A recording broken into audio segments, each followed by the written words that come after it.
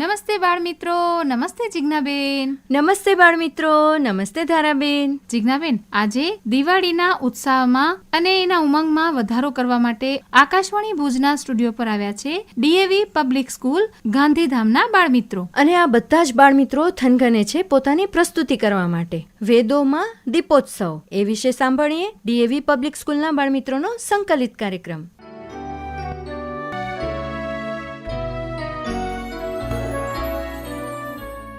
નમસ્કાર શ્રોતરા મિત્રો, આજે આપણે ડીએવી પબ્લિક સ્કૂલ ગાંધીધામના વિદ્યાર્થીઓ દ્વારા દિવાળીના જે પર્વો છે એની સંપૂર્ણ માહિતી આપણા વેદો શાસ્ત્રો પ્રમાણે જાણીશું. તો આપ સૌ આ પર્વોનું શ્રવણ કરીએ. नमस्ते, मेरा नाम आरुषि आनंद है. मैं दयानंद आर्य वैदिक पब्लिक स्कूल की छात्रा हूँ. आज मैं आपके सामने गौवत्स द्वादशी पे कुछ जानकारी प्रस्तुत करने जा रही हूँ. ये त्योहार कार्तिक मास के कृष्ण पक्ष की द्वादशी को मनाया जाता है. इस त्योहार को बाघ बारस के नाम से भी जाना जाता है. इसका मतलब है वित्तीय कर्ज चुकाना. इस दिन विशेष रूप से व्यवसायी वर्ग के लोग अपने खाते के उधार को खत्म कर नई बही खाते की शुरुआत करते हैं. इसके बाद पुनः नए लेन देन की प्रक्रिया शुरू करते हैं. इस पर्व को गौवत्स द्वादशी या नादानी व्रत भी कहा जाता है. गौवत्स द्वादशी के दिन गाय के बछड़े व गाय माता की पूजा की जाती है, क्योंकि गाय माता के अनेक उपकार हम सब पर और इस देश पर. गाय माता के कारण ही हमारा देश कृषि प्रधान देश रहा है. गाय माता के वेदों में भी बहुत अनंत महिमा है. प्राचीन काल से हमारी संस्कृति में गायों के संवर्धन और संरक्षण पर ध्यान दिया गया, जिसके कारण भारतवर्ष विश्व गुरु रहा. अंग्रेजों ने अपने समय में सर्वे कराया कि भारत के इतनी समृद्धि होने के पीछे कौन कौन से कारण हैं. तब उन्हें पता चला कि इस समृद्धि का बहुत बड़ा कारण गायों का उनका संरक्षण है. इसलिए उन्होंने गौ कत्ल आरंभ करा दिया था. सृष्टि के आदि काल से संपूर्ण मानवता को अपना स्नेह प्रदान करने वाली गौ माता के संरक्षण का विशेष ध्यान रखा गया. गौ माता की सेवा से संपूर्ण रघुवंश अमर हो गया. गायों की सेवा से ही योगेश्वर श्री कृष्ण का नाम गोपाल और गोविंद हो गया. योगेश्वर श्री कृष्ण ने गायों के संरक्षण के लिए अनेकों कार्य किए थे. वे सामान्य लोगों को अपनी बाल्यावस्था के काल में ही गायों का महत्व बताने लगे थे और सबको गायों की पूजा अर्थात संरक्षण पर विशेष ध्यान देने को कहते थे. स्वयं भगवान योगेश्वर श्री कृष्ण जी वन में गायों को चराते थे, उनकी सेवा करते थे. यजुर्वेद में कहा गया है, कस्य मात्र न विद्यते, अर्थात संसार में ऐसी कौन सी वस्तु है जिसकी तुलना नहीं की जा सकती. अगले मंत्र में इसका उत्तर दिया गया है, गौस्तु मात्र न विद्यते, अर्थात संसार में गौओं की तुलना की जानी असंभव है. यह सच है. गाय माता प्राचीन काल से हमारी आर्थिक समृद्धि और कृषि की उन्नति का मूलाधार रही है. बैल बछड़ों से हमारे यहाँ कृषि किए जाने की अत्यंत प्राचीन परंपरा है, जिसे हम आज तक होता चलता देख रहे हैं. गाय के विषय में भारत के देहात में कहावत है कि इसने किसान को सृष्टि के प्रारंभ में ही वचन दिया था कि मैं रूखा खाने नहीं दूंगी और बूढ़ा जोतने नहीं दूंगी. इसका अर्थ यह है कि गाय के दूध से घी, छाछ, दही, करी आदि बनते हैं, जो किसान के लिए ही नहीं अपितु सभी के लिए बड़े ही लाभदायक होते हैं. यह किसान को रूखी रोटी नहीं खाने देती. इसी प्रकार किसान का बैल बूढ़ा नहीं होने पाता, इतने में ही गाय का नया बछड़ा तैयार होकर आ जाता है, जिससे बूढ़े बैल की खेती किसान नहीं कर पाता. इसलिए ऋग्वेद में यह सुंदर व्यवस्था दी गई है, गावो विश्वस्य मातरः, अर्थात गौएं सारे संसार की माताएं हैं. हमारे वैदिक राष्ट्र प्रार्थना में भी कहा गया है, होवे दुधारू गौएं पशु अश्व आशु वाही, आधार राष्ट्र की हो नारी सुबह सदा ही. महर्षि दयानंद जी महाराज ने गौ माता के सद्भव में लिखा है कि गाय की एक पीढ़ी से लगभग 3,75,000 मनुष्य का एक समय का पालन होता है. भाव प्रकाश निघंटु साहित्य में कहा गया है, छाछ का सेवन करने वाला मनुष्य कभी रोगी नहीं हो सकता. छाछ मट्ठा सेवन से नष्ट हुए रोग पुनः उत्पन्न नहीं होते। जैसे देवताओं के लिए अमृत हितकारी और सुखदायक है, इसी प्रकार छाछ पृथ्वी के मनुष्य के लिए अमृत के समान हितकारी है। यही कारण था कि हमारे प्राचीन भारतीय समाज में लोग अधिकतर स्वस्थ रहते थे। उन्हें किसी प्रकार के भयानक रोग नहीं सताते थे। हर घर में गाय रहती थी। दूध पूत बेचा जाना अपराध माना जाता था। दूध पानी की भांति सहज और सुलभ था। गाय की रीढ़ की हड्डी में सूर्य केतु नाड़ी होती है। यह नाड़ी गाय के रक्त में स्वनाक्षर बनाती है। यही स्वनाक्षर पीले पीले सुनहरे रंग में हमें गाय के दूध, घी आदि में स्पष्ट दिखता है। यही कारण है कि गौ दुग्ध का सेवन करने वाले व्यक्ति के रंग से स्वर्णिम आभा झलकने लगती है। भारत में पुराने समय में लोग गौमूत्र का सेवन करके भी स्वयं को स्वस्थ रखा करते थे। ग्वाले लोग तपती ज्येष्ठ मास की गर्मी में भी गौमूत्र के सहारे भीषण गर्मी को सहज ढंग से सहन कर लिया करते थे, क्योंकि सूर्य केतु नाड़ी के प्रभाव से गौमूत्र गर्मी शोधक बन जाता है। यही कारण है कि गाय को मई जून के माह में भी गर्मी नहीं सताती। इसलिए गौ दूध, तक्र, घी, दही, मूत्र आदि का सेवन करने वाले व्यक्ति को भी गर्मी नहीं सताती थी। आज के वैज्ञानिकों की मान्यता है कि गौमूत्र में नाइट्रोजन, सल्फर, अमोनिया गैस, तांबा और vitamin A, B, C, D, E आदि तत्व पाए जाते हैं, जिनसे मनुष्य पूरी तरह स्वास्थ्य लाभ करता है। कब्ज, खांस, कोढ़, खुजली, एक्जिमा, पथरी, दीर्घ ज्वर, पीलिया, सूजन, खांसी, जुखाम, दमा, पांडु रोग, चोट लगना, कटना, मूंछ आना आदि में विशेष प्रकार से चिकित्सक के परामर्शानुसार गौमूत्र लेने से असातित लाभ होता है। गाय माँ की महिमा अनंत है, असीमित है। गाय हमारे जीवन की सबसे अमूल्य विरासत है। इसलिए हमें एक संकल्प लेना होगा कि गाय की रक्षा करेंगे और घर घर में गाय को अवश्य पालेंगे। तभी इस देश को पुनः विश्व गुरु बनाया जा सकता है। धन्यवाद। नमो नमः। मम नाम रियांश यादव अस्ति। अहं दयानंद आर्य वैदिक पब्लिक स्कूल गांधीधाम पठामि। अहं सप्तमया कक्षा अभ्यास करोमि। अहं धनत्रयोदशी इति विषये संस्कृत भाषायां ददामि। धनतेरस पर्व। धनतेरस कार्तिक मास शुक्ल पक्ष त्रयोदशी अह उत्सव आचर्यते। धनतेरस धर्मानुसार धन व्यय पूर्व इत्यार्थ। धर्मस्य किम इति महर्षि कणादः यतो अभ्युदय निषेधि सिद्ध स धर्म। एतत् वैश्विक करदर्शनस्य सूत्रम् अस्ति, यस्य अर्थ अस्ति यत् यस्य कार्यस्य परिमाणे अभ्युदयस्य निषेधस्य च उभयो प्राप्ति भवति स धर्म एव। यस्य कारणात् भौतिक आध्यात्मिक च प्रगति युगपत् प्राप्तुं शक्यते। धनतेरस दिने व्यय निश्चयेन भौतिक संपदा क्रीणामः, परन्तु आध्यात्मिक प्रगते कृत्य प्रतीकस्य सनातस्य गुणवेदा भव्ययुत उच्यते। वेद अखिलो धर्ममूलम्। वेदा धर्ममूलम् इत्यार्थे एतत् ईश्वरे मनुष्यां ददामि अस्ति।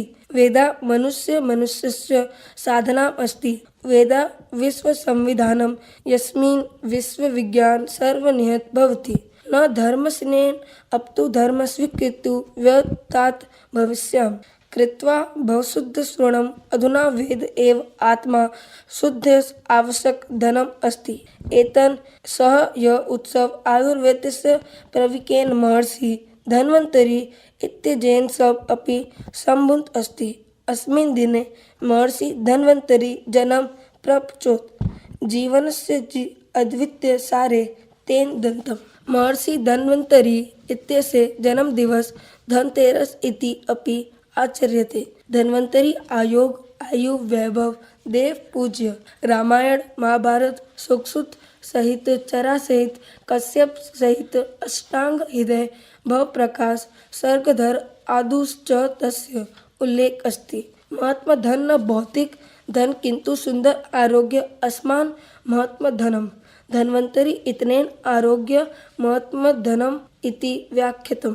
प्रथम सुख स्वस्थ शरीरम अस्ति ग्रह द्वितीय सुख भवत माया अथ भौतिकवाद संकृत स्वशरीरे आरोग्य च द्वापक्षे न स्थाप्यते किंतु शरीरस्य आरोग्यस्य च पालेन एव धन आर्जते यत् यदि जीवन्ताहि जगत् अस्ति भवन्तः सर्वे स्वस्था बलवन्तः च भवन्तु बहुधन आचर्यन्ते च धनतेरस उत्सव ते प्रचुर ध्वसमुख प्राच्यते विश्वस्य सर्वासु संस्कृतिषु भारत संस्कृति न केवल प्राचीनतमा अपितु उत्तमा अद्वितीय च अस्ति अस्माक गौरवपूर्ण संस्कृते सभ्यात्मा च मूलभूत स्रोत आधार च वेदा सन्ति यह मानव जाति पुस्तकालय प्राचीनतमा ग्रंथा सन्ति चत्वार वेदा ऋग्वेद यजुर्वेद सामवेद अथर्ववेद विश्वस्य प्राचीनतम चिकित्सक स्वास्थ्य संबुद्ध विज्ञान आयुर्वेदम अस्ति यत् अथर्ववेदस उपवेद इतनी मान्यता अन्य से वेदना तुलने अथर्ववेद दीर्घायुषु चिकित्सा संबंधा अधिक उपेक्षा सन्ति तदेव अथर्ववेदस उपवेद आयुर्ऋषि विस्तारम तेन मान हितिम वैज्ञानिक रूपेण स्थाप्यते भारतीय संस्कृति धर्म अर्थ काम मोक्ष चतुसिद्धान्तम प्राप्य आत्मशुद्धि प्राप्ति जन्म मरण चक्र मुक्त भृत्वा ईश्वर सांगम एवं मानस जीवन परम लक्ष्य अस्ति ऐसा चित्रण प्रयुष नाम सिद्ध च वास्तविक साधनम आधार च अस्ति पूर्णत्य स्वास्थ्य शरीरम यत् शरीरमान खुल धर्मस्य नाम इति अनुसार धर्मस्य प्रथम साधनम स्वस्थ शरीरे भवति आयुर्वेद जीवनस्य ज्ञान पद स आयुर्वेद उच्यते आयुर्वेद न केवल चिकित्सा विज्ञान औषधा न औषधिना स विषय सूचना ददाति विज्ञानो अपि पूर्णमानस जीवन विज्ञानम अस्ति अस्मिन् रोगे चिकित्सा कृत औषधानां वर्णन भवति तथा च स्वास्थ्यस्य रक्षणे दैनन्दिनस्य मानसिक धर्मस्य च वर्णन भवति यस्मिन् आधारेण समुचितस्य लाभस्य च आहारस्य व्यावरस्य च विस्तून वर्णे भवति वात पित्त तथा कफ दोष तत्र विरोधाभासस्य सर्वधा अबधस्य च द्वदस्य वर्णे भवति वास्तविक तु अस्ति यत् आयुर्वेदस्य व्याप्ति एतवात् विशाल अस्ति यत् तस्य विषये कस्यापि सीमा यावत् सीमित न भवितुम् अर्हति आयुर्वेद न केवल हरितवन्यत्य प्रातणी बीजानि फलानि इत्यादीनि औषधानि इति मन्यते अपितु जगति प्राय स्वणे पथानि औषधे अपि स्थापितानि सन्ति सुख समृद्धि यश वैभव समृद्धि उत्सव धनतेरस उत्सव भव्य सर्व हार्दिक अभिनंदन शुभकामनस्य हरिओम सभिनीनि खे मुंहिंजो नालो सलोनी रामचंदानी आहे मां डीएवी स्कूल में पढ़ंदी आहियां आज मां तव्हां सभिनीनि खे जेको ॿुधाइण वारी आहियां पतो त सभिनीनि खे आहे लेकिन विसारे छॾियो आहे ॾियारी खां हिकु ॾींहुं पहिरीं कार्तिक महीने जो कृष्ण पक्ष जी चौदस जो नंढी ॾियारी मल्हाई वेंदी आहे इन खे कुझु माण्हू कारी चौदस जे नाले सां बि पर्व मल्हाईंदा आहिनि छो जो हिन ॾींहं जो ॾाढी ऊंधाए थींदो आहे चंड ॾिसणु न ईंदो आहे जंहिंजे करे ऊंधाए ई रहंदो आहे पुराणा माण्हू इन खे यम चौदस या नरक चौदस जे नाले सां बि ॼाणींदा आहिनि तेरस जो ॿाहिरि जा कीटाणु जी शुद्धि करण खां पोइ चौदस जो अभ्यंग सनान जे ज़रिए शरीर जी कीटाणु जी निवृत्ति थींदी आहे उन खां पोइ ॾियारी जो मुख्य पर्व शुरू थींदो आहे जॾहिं की कार्तिक महीने में तेल न लॻाइबो आहे पोइ नरक चौदस जे ॾींहुं सिज उमरण खां पहिरीं तेल मालिश करे सनानु करण जो विधान आहे जंहिंजे करे नर्क जूं यातनाउनि खां बचाव थींदो आहे जो हिन ॾींहुं सिज उमरण खां पोइ सनानु कंदो आहे सिज जी चिकित्सा जे मुताबिक़ जंहिंजे शरीर में रंगनि जी खोट थींदी आहे त उन्हनि रंग सां जुड़ियल रोग बि सघंदा आहिनि अहिड़ी हालति में उन रंग जी बोतल में पाणी भरे करे सिज जी उस में रखियो वेंदो आहे चवंदा आहिनि पाणी उन रंग जी किरण खां गुण वठंदो आहे ऐं दवा ठही वेंदी आहे इन खे क्रोमोथेरेपी चवंदा आहिनि नवां ॼमियल वाण जेके पीलिया सां बीमार आहिनि उन्हनि वारनि खे इलाज लाइ सुबुह जो सिज जी उस में विहारो वेंदो आहे पुराणे ग्रंथ अथर्ववेद में ॿुधायो वियो आहे कि सिज उमरण खां पोइ सिज जी गांठियूं किरण खे वापरण सां दिलि जा रोग कोन थींदा आहिनि सिज चिकित्सा में उघाड़े बदन सिज सनानु करण सां शरीर जे अंदर जे रोगनि में आराम मिलंदो आहे। मानव शरीर रासायनिक तत्वनि सां ठहियलु आहे। रंग हिकु रासायनिक मिश्रण आहे। शरीर जे जंहिं अजबे में जंहिं तरह जे रंग जी घड़ाई थींदी आहे, शरीर जो रंग ओड़ो ई थींदो आहे। जीअं शरीर जे खल जो रंग गेहूं वारनि जो रंग कारो आहे, अखियूं जे गोलक जो रंग अछो थींदो आहे। शरीर में रंगनि जे घटिजण ऐं वधण सां रंगनि जा लक्षण ॾिसण ईंदा आहिनि। जीअं खून जी घटिताई थियण सां शरीर में ॻाढ़े रंगनि जी घटिताई जो लक्षण आहे। सिज असांजे सिहत ऐं शक्ति जो भंडार आहे। माण्हू सिज जे जेतिरो पासे में संपर्क में रहंदो, ओतिरो ई हू ठीकु ठाक चङो भलो रहंदो। जेके माण्हू पंहिंजे घर जे चारो पासा खिड़कियूं बंदि रखंदो ऐं सिज जी उस घर में अचण न ॾियां ऐं उहे सदा ई रोगी रहंदा आहिनि। जिते सिज जी उस पहुचंदी आहे, उते रोग जा कीटाणु पाण ई मरी वेंदा आहिनि ऐं रोगनि जो जनम ई कोन थींदो आहे। सिज पंहिंजी उस जे ज़रिए तरह तरह जा आवश्यक तत्वनि जी बरसाति कंदो आहे ऐं उन तत्वनि खे शरीर में वञण सां शरीर जा असाध्य रोग बि ठीकु थींदा आहिनि। माता कालीअ खे हिन ॾींहुं यादि कबो आहे। चवंदा आहिनि, जॾहिं हीअं धरती माता ते तरह तरह जा जुल्म, पाप, अत्याचार चारो पासा थींदा आहिनि, हाहाकार मचण लॻंदो आहे, दुष्टनि असुरी प्रवृत्ति वधंदी आहे, धर्म ऐं इंसानियत जो नाश थियण लॻंदो आहे, तॾहिं कोई न कोई दिव्य आत्मा इन पृथ्वी ते अवतरित थींदी आहे, जेकी मुल्क में धर्म ऐं संस्कृति खे क़ाइमु कंदी आहे। अहिड़ी ई हिकु महान आत्मा काली माता जे रूप में थी हुई, जो कि हिकु देवी स्वरूपा शत्राणी हुई, जंहिं घणनि दुष्टनि पापनि खे मौत ॾिनी। इन करे कुझु माण्हू माता कालीअ खे यादि कंदा आहिनि। ॿियो प्रसंग योगेश्वर भॻवानु श्री कृष्ण सां जुड़ियल आहे। भागवत में इहो चयो वियो आहे कि हिकु नरकासुर नाले जो ॾाढो दुष्ट राक्षस हो, जेको ॾाढा जुल्म कंदो हो। उन घणनि मायुनि खे पाण वटि क़ैद में रखियो हो। उन जे मथां बेहिसाब जुल्म कंदो हो। जॾहिं हीअ ॻाल्हि श्री कृष्ण खे पतो पई त उन्हनि वञी करे उन जो वध कयूं ऐं उन्हनि खे उन जे क़ैद खां सभिनीनि मायुनि खे छॾायो ऐं चयूं त मां अॼु सां सभिनीनि जी रक्षा कंदुसि, हर तरह सां मां तव्हांजी संभाल कंदुसि। उन ॾींहुं देश वारनि दिया ॿारे करे ख़ुशियां मनायूं। इन मौक़े ते मां मायूं खे संदेश थो ॾियणु चाहियां थी, हे नारायणी, तुंहिंजो अद्भुत शौर्य आहे, प्रचंड शौर्य, सिज वांगुरु तेजस्विता, अद्भुत गति सां हिकु पल में ई शत्रुअनि जो नाश करे छॾे, जंहिंखे ॾिसी दुष्ट प्रवृत्ति कापी वञे। अहिड़ी ई हे नारायणी जागी वञ। समाज में कुझु जॻहूं ते अहिड़ी प्रथाऊं अॼु बि आहिनि, जिते नारियूं खे घर गृहस्थी वारी ई मञंदा आहिनि ऐं चवंदा आहिनि त हीअं असांजो रीति रिवाज आहे त नारी घर जे अंदर ई रहे। यदि यही थिए त असांजे वेदनि में स्त्रियों खे हिकु शत्राणी न ठहियल आहे, अपितु घर गृहस्थी संभालण वारी थियण जा उपदेश ॾिना विया हुजनि। यदि यही थिए हा त राजा दशरथ सां गॾु कैकई लड़ाई जे मैदान में न वञे हा, न दुर्गावती जी तलवार हले हा, न लक्ष्मी बाई कॾहिं बि रणचंडी थिए हा, न ॾिसण में अचे हा, शौर्य झलकारी चिन्ह मां ऐं अहिल्याबाई में जीजाबाई में बहादुरी न हुजे हा, त शिवाजी जहिड़ो महान देशभक्त न तयारु थिए हा, न वीर पुत्र थियण हा, जिन्हनि गंगा जी धारा खे मोड़े छॾियो, जंहिं पंहिंजी गज गौड़ सां सॼे हिमालय खे कपाए छॾियो, जंहिं अधर्म अन्याय खे झुकण लाइ मजबूर कयो। पंहिंजे भारतवर्ष जी नारियूं त हू नारी आहिनि, जंहिंजे साम्हूं काल बि हराए वेंदो आहे, जंहिंजी हंज में जनम ऐं प्रलय रांदि कंदा आहिनि। हे मुंहिंजी मातृशक्ति, तुंहिंजो पराक्रम पंहिंजी वरी सां भारतवर्ष ॾिसण थो चाहे। हाणे तूं जागी वञ। नारायणी, वेदनि में चयो वियो आहे त हे नारी, तूं पाण खे सुञाण, तूं शींहं वांगुरु आहीं, तूं शत्रु रूप मृगन जो मर्दन करण वारी आहीं तूं। हे नारी, तूं अविद्या जहिड़े दोषों खे शींहं वांगुरु हमला करण वारी आहीं तूं। दिव्य गुणनि सां पाण खे शुद्ध करण वारी आहीं तूं। हे नारी, तूं दुष्कर्म ऐं बुराइयुनि खे नष्ट करण वारी आहीं तूं। धार्मिक माण्हू जे लाइ पाण खे गुणनि खां सवार। इन विषय ते जेतिरो ॻाल्हाइजे ओतिरो घटि आहे। इन करे मां हिन विषय ते इते ही समाप्त करंदी आहियां। तव्हां सभिनीनि को मुंहिंजी तरफ़ सां ॾियारी की जी लख लख वाधायूं। जय Jhulelal. Good morning to one and all present over here.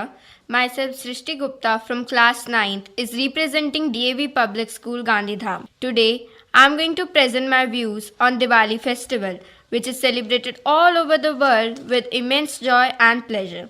It is also the festival of Sharadiya Navsiyeshti, which means Sharadiya means occurring in autumn, Navsir means new crop, Ishti means Yagya. That is, Yagya which is performed on a new harvest is Sharadiya Navsiyeshti. Such a festival was celebrated twice a year since ancient times. One is Vasantya Navsiyeshti and other is the Sharadiya Navsiyeshti. Vasantya Navsiyeshti is now celebrated as Holi and Sharadiya Navsiyeshti as Diwali. Both are festivals celebrated since ancient times. The arrival of the new crop was celebrated with joy and a yagya was performed. First of all, the food was offered to the gods before self-consumption because it is said, Ayam Yagya Bhuvanasya Nabhi. Yag is the center of the world. It is the navel. Yag is the best, simple and theoretical way of worshipping the gods. Fire has penetrating power. If we put any little substance in it, it multiplies and spreads in the entire atmosphere. It purifies the environment. All living beings are benefited. Therefore, we should celebrate all our religions, rituals and festivals on the basis of the beliefs of the sages. And yagna should be performed in every house. Therefore, first of all, the new food was offered to the fire god and then used by oneself. Also, the crops were mixed with other medicinal herbs and offered in the yagya so that the environment remains pure. Later, many events got associated with this festival. And this festival started being celebrated in different ways in different traditions. According to the Valmiki Ramayana, Sri Ram arrived in Ayodhya on the Panchami of Chaitra Shukla. Not on this day, but just like on 15th August 1947, there was immense joy on the declaration of independence and it was celebrated by lighting up diyas, though it was not a Diwali day. Similarly, when our beloved King Sri Ram, Sita and Lakshman arrived in Ayodhya after 14 years, they were given a grand welcome by decorating it with rows of lamps. But we need to learn a lot from Maryada Purushottam Lord Sri Ram. We respected Ram a lot but did not listen to even one of his words, and we until do not listen to Lord Sri Ram. We cannot be devotees of Sri Ram. How Lord Sri Ram rejected the Chakravarti Empire to obey the orders of his parents, there was absolutely no greed or temptation of any kind in his life, and it is also said that when Lord Sri Ram was declared the king of the Chakravarti Empire of Ayodhya, then Maharishi Valmiki writes that there was no expression of happiness on Sri Ram's face at all, and suddenly he was exiled for 14 years, yet there was no anxiety on his face. Such was Maryada Purushottam Sri Ram, who was as serious as the ocean. Sri Ram has had a very unique and unparalleled life. I remember another incident that when his younger brother Bharat reached Chitrakoot to bring him back, all the people present there, mothers, teachers, etc., were very surprised to see the scene there. How both the brothers were playing with a football made of a ball of Chakravarti Empire. The players made the coronation ball and starting playing with it. Here Rama and the Bharat both stumbled. This was the love, sacrifice and dedication of brothers towards each other which is not seen in families today. Today people become enemies of the brothers over small issues. Therefore, they should learn from Ramayana and establish the great ideals of Sri Ram in the society. Since then, this incident has also become associated with Arya Shiromani Maryada Purushottam Sri Ram. But this Sharadiya Navsiyeshti is very ancient, where Diwali is the festival of Yagya performance in the joy of the arrival of our new crops. It is also celebrated as the festival of light. Today, on the day of Diwali, Maharishi Dayanand attained Nirvana. The life of the sage was filled with the light of knowledge. This day is also a day to take inspiration from him. Maharishi Dayanand Saraswati, who had sacrificed his entire life to save the country, religion and culture. People were abandoning the knowledge of the Vedas and were walking on the path of ignorance. Many types of evils and bad habits were taking birth in the society. Somewhere there was terrible discrimination. Somewhere this country was getting stuck in the swamp of casteism, injustice, hypocrisy, gurudom, sins, incest, atrocities, etc. It was walking in a terrible fire. There was darkness all around. People were living in the tales of slavery. At such a time, Aditya was born. His name was Maharishi Dayanand Saraswati. He inspired people to walk on the path of Vedas. The great divine man took the last breath of his life on the new moon day of Shukla Paksha of Kart. Therefore, every human being should take inspiration from Maharishi Dayanand Saraswati. Celebrate this festival of lights, Diwali, happily. Light lots of lamps, perform yagya and spread the light of knowledge in your life. Heartiest greetings to all of you on Diwali. Thank you. જય શ્રી કૃષ્ણ. હું હાર્દી Oza DAV public school ગાંધીધામની વિદ્યાર્થીની છું. આજે હું આપને ગુજરાતી નવા વર્ષ વિશે થોડી જાણકારી આપીશ. ગુજરાતમાં દિવાળી પછી તરત જ નવા વર્ષનો પ્રારંભ કારતક સુદ એકમથી થાય છે. વિક્રમ રાજ્યની સ્થાપના કાળ બાદ વિક્રમ સંવતનો આરંભ થયો હોવાનો ઇતિહાસ આપણે ત્યાં રહ્યો છે. ગુજરાતી નવ વર્ષ, જેને બેસતું વર્ષ અથવા વિક્રમ સંવત તરીકે પણ ઓળખવામાં આવે છે. ગુજરાતની સંસ્કૃતિ અને પરંપરામાં આપણા તહેવારોનું ઘણું મહત્ત્વ છે. ગુજરાતી નવ વર્ષ એ નવા વર્ષની શરૂઆત દર્શાવે છે, જ્યાં નવો ઉત્સાહ, નવા લક્ષ્યો અને નવા અવસરો લઈને આવે છે. આપણા હિન્દુ ધર્મમાં સાંસ્કૃતિક અને ધાર્મિક વર્ષનું ઘણું મહત્ત્વ છે, જેમાં અનેક તહેવારો મનાવવામાં આવે છે. સાથે દેવી દેવતાઓની પૂજા અર્ચના, હવન અને દાન કરવામાં પણ આવે છે. નવા વર્ષ પર્વ નિમિત્તે લોકો હર્ષ, ઉમંગ અને ઉલ્લાસ સાથે મંદિરોમાં પૂજા અર્ચના કરી એકબીજાને હૃદયથી મળી નવા વર્ષની શુભેચ્છા પાઠવે છે. ગુજરાતમાં નવા વર્ષને વિક્રમ સંવતના નામથી પણ ઓળખવામાં આવે છે. રાજા વિક્રમાદિત્યએ શક રાજાઓને હરાવીને અવંતી દેશને મુક્ત કર્યો હતો. એના માનમાં ઈસવીસન પૂર્વ 56માં આ સંવતની શરૂઆત કરવામાં આવી હતી. એનું આપ્યું નામ વિક્રમાદિત્ય. વિક્રમ એટલે પરાક્રમ અને આદિત્ય એટલે આદિત્યનો એક પુત્ર સૂર્ય પણ. વિક્રમાદિત્ય એ રાજાનું નામ હતું કે બિરુદ? કારણ કે બીજા પણ ઘણા રાજ્યોએ આ વિક્રમાદિત્યને બિરુદ તરીકે અપનાવ્યું હતું. ભારતીય પ્રદેશો પૈકી ગુજરાતમાં સોલંકી રાજાઓના સમયથી વિક્રમ સંવત પ્રચલિત રહ્યું છે. નવ વર્ષની શરૂઆત થતાં જ આપણે આપણા જૂના થઈ ગયેલા, રજ ચડી ગયેલા સંબંધોને ક્ષમા માંગીને અથવા ક્ષમા આપીને સ્નેહરૂપી મીઠાઈ દ્વારા સંબંધોને મીઠા બનાવી વર્ષની શરૂઆત કરીએ છીએ. આપણે ત્યાં એવી પરંપરા છે કે નવા વર્ષના દિવસે સૌ વડીલોને રામ રામ અથવા જય શ્રી કૃષ્ણ કરવા માટે તેમના ઘરે જઈએ છીએ અને તેમના આશીર્વાદ લઈને સૌ સાથે મળી એકબીજાને મીઠાઈ ખવડાવી, ભેટ આપી નવા વર્ષની શુભેચ્છા પાઠવીએ છીએ. પરંતુ વર્તમાન સમયને જોતા આ પરંપરા ઓછી થતી જાય છે, કારણ કે આજે મોબાઈલના વધારે પડતા ઉપયોગથી વ્યક્તિથી દૂર થતો જાય છે. મોબાઈલ દ્વારા ફોટો અને સંદેશ મૂકી અથવા મોબાઈલ ફોન દ્વારા વાત કરીને જ શુભેચ્છા આપી દેતા હોય છે. આપણે આપણી પરંપરા ના તૂટે એ માટે આપણી પરંપરાને જાળવવી જોઈએ અને ઋગ્વેદના ગ્રંથ પ્રમાણે સૌ સાથે મળીને રહેવું જોઈએ. સૌ સાથે ચાલીને એકબીજાના મનને જાણી અને સમજી શકીએ. આવો આપણે સૌ સાથે મળીને નવા વર્ષની ઉમંગભેર ઉજવણી કરીએ અને સૌની સાથે હળી મળીને રહીએ. નવ વર્ષ એ આત્મચિંતન માટે, આપણા જીવનમાં નવા સંકલ્પ લેવા માટે અને લક્ષ્ય પ્રાપ્તિ માટે પ્રેરિત કરે છે. સૌને આ નવ વર્ષ મંગલમય નીવડે એવી પ્રભુ ચરણોમાં પ્રાર્થના સહ આવનારા નવ વર્ષની સૌને શુભકામના. પુનઃ આપ સૌને નવા વર્ષના રામ રામ. તો અમારી વિદ્યાલય ડીએવી પબ્લિક સ્કૂલ ગાંધીધામના વિદ્યાર્થીઓ દ્વારા દિવાળી વિષય ઉપર જે પ્રસ્તુતિ કરવામાં આવી એ પ્રસ્તુતિ આપણા ધર્મગ્રંથો વેદ પુરાણોમાંથી લેવામાં આવી છે. આપણે સૌ આ દિવસોને ઉજવીએ છીએ, પણ આનું વેદોક્ત મહત્વ શું છે એ વિદ્યાલયના વિદ્યાર્થીઓ તમને જણાવ્યું. એ તમને સૌને ખૂબ જ ગમ્યું હશે એવી આશા સાથે આપ સૌને રામ રામ. આવજો.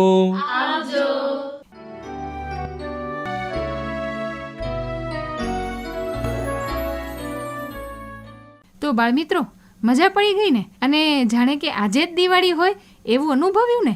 તો આજે જ દિવાળી છે એવી અનુભૂતિ કરાવનારા આ ડીએવી પબ્લિક સ્કૂલ ગાંધીધામના બાળમિત્રો હતા.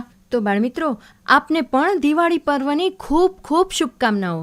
અને આ સાથે જ આજનો કિલ્લોલ કાર્યક્રમ અહીં જ સંપન્ન કરીએ. ફરી મળીશું નવા વર્ષે નવા કાર્યક્રમમાં આવતા રવિવારે સાંજે 6:30 વાગે આકાશવાણીના ભુજ કેન્દ્ર પરથી. ત્યાં સુધી આવજો બાળમિત્રો. આવજો જિજ્ઞાબેન. આવજો બાળમિત્રો. આવજો ધારાબેન.